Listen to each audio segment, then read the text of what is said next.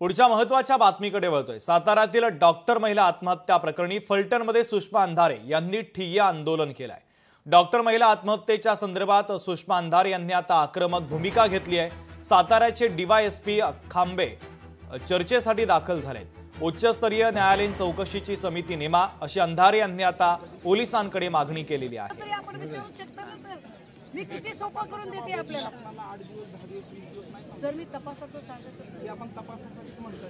मी अत्यंत स्वच्छपणे मांडलेली आहे आणि माझं पुढे ते आणि तेच म्हणणं आहे की 4 पाणीपत्र जे डॉक्टर संपदा मुंडे यांनी लिहिलेलं होतं त्या 4 पाणीपत्राला सुसाइडल नोट ट्रीट केलं जावं। या पत्रामध्ये तिच्या मृत्यूचं कारण आणि कारणीभूत असणारे लोक यांचे नामोल्लेख आहेत। त्या सगळ्यांवर आरोपपत्र दाखल करण्याची गरज आहे।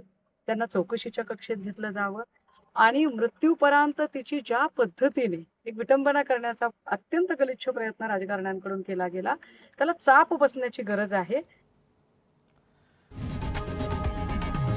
लोकशाही मराठी ऐका, पहा, जागरूक रहा।